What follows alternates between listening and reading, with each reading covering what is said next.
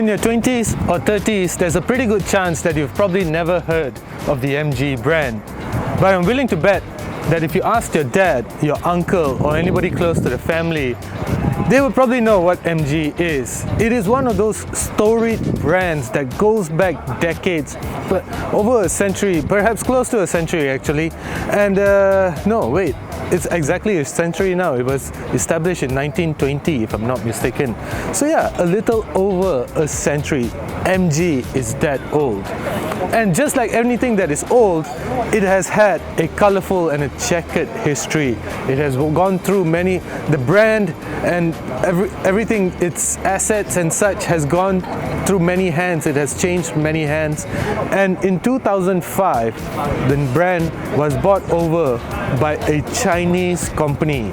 After that though, it was bought over, it was by another Chinese company that owns it till this day. And this Chinese company is actually quite rich because it's backed by the Chinese government. There's nothing that is private about this. So it's a state-owned Chinese company. MG by itself has done really well. In Thailand, you can see MGs almost everywhere. And now though, MG is in Malaysia. However, probably not as what a lot of you think of it.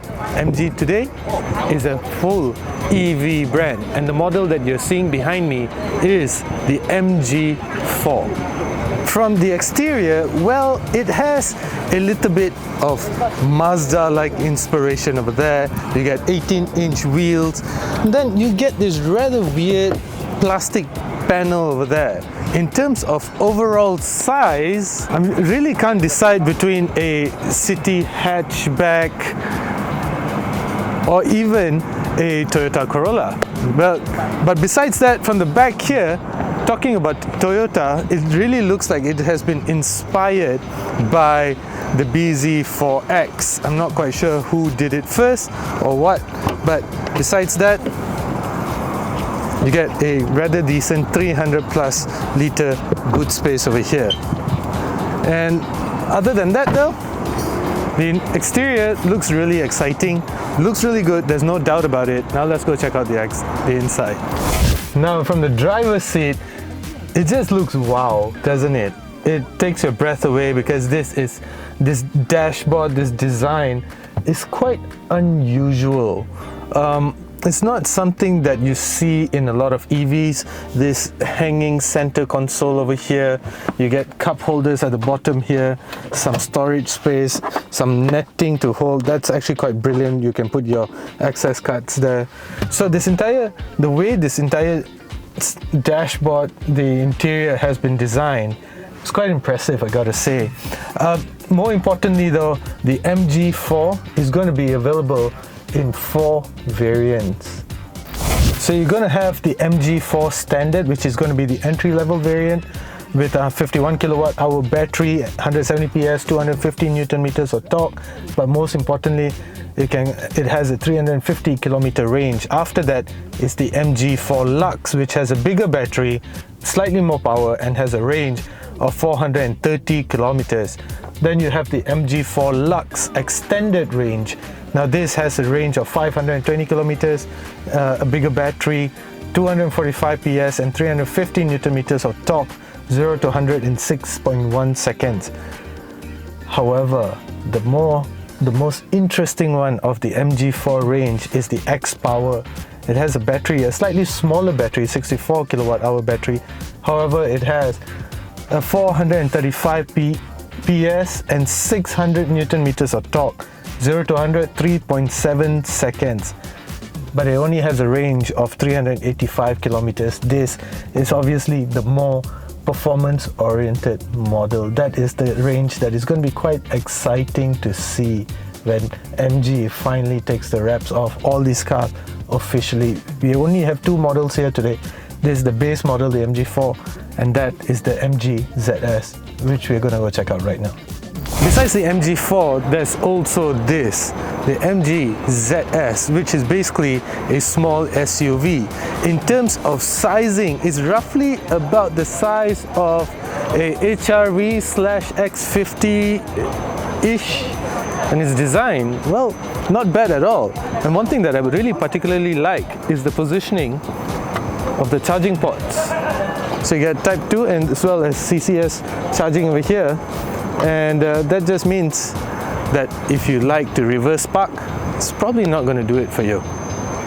The simplistic design extends to the back as well. Now, it's really hard to fault this design because overall and generally, it's quite a pretty, as I said, safe design. There's no ugly angle to it. And in terms of storage space, there's plenty as well, and it's double stacked, so you get more storage space underneath here as well, which, because it's an EV, is usually used for cables. Now let's go check out the inside. Now this is the first time I'm sitting in this car, and the overall look and feel is that it feels really premium in here. I gotta say that. The fit, finish, feels good, looks good, and quality generally feels a little bit Volkswagen-ish. Well, that's not a surprise though, because the Chinese company that I was talking about earlier, SAIC, Shanghai Automotive Industries Companies or something like that, SAIC actually assembles Volkswagens and Audis and such in China. So there's no surprise that the quality, especially these buttons over here, this feel over here is very Volkswagen-ish and almost like the one on a Golf.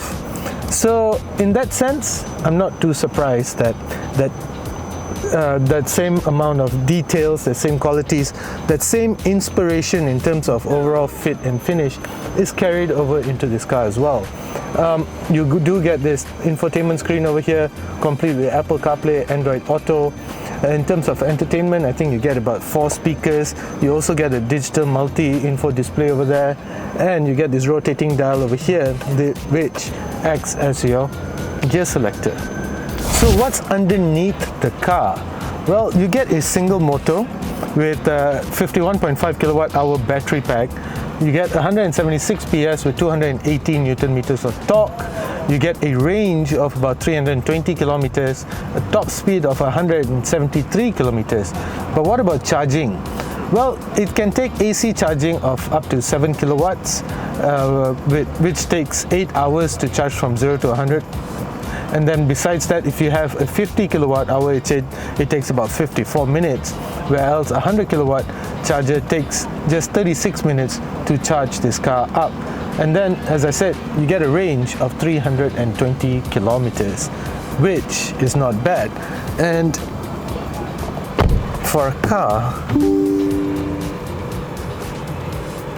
yeah, seems quite impressive. Now let's go check out the back seats. So again, first time jumping in here, the first thing that greets me is, well, 2 USB ports, one type A, one type C, and rear air conditioning vents. Over here though, well, it feels functional, feels purposeful, but nothing more than that. It doesn't try to, impress you. It doesn't try too hard to impress you. Cup holders over here. It's just functional. It's spacious, yes. It has a slight bump over here, which is quite odd for EVs. Usually quite flat as far as the floor goes. But this panoramic roof, well, judging by how hot it is over here in here right now, yeah, you might want to tint that if you're going to get this car. Other than that though, it's just really hot right now and I just can't wait to get out this car. So that's it guys, the launch of the MG brand in Malaysia, spearheaded by 4 variants of the MG4 and the MG ZS small SUV that you're seeing behind me. Well, we don't have any indication of pricing as yet because this video is still embargoed, which means they have not given us a lot of information, particularly pricing. But as soon as we have that, we'll probably include that at the bottom of this video in the description box. Let me know what you think about the new MG EVs. Now, just depending on the price, that is what's going to decide how well these cars are received here in Malaysia. In Thailand though, their sales success. In Malaysia, we are yet to see. Thank you for watching. As usual, do consider subscribing.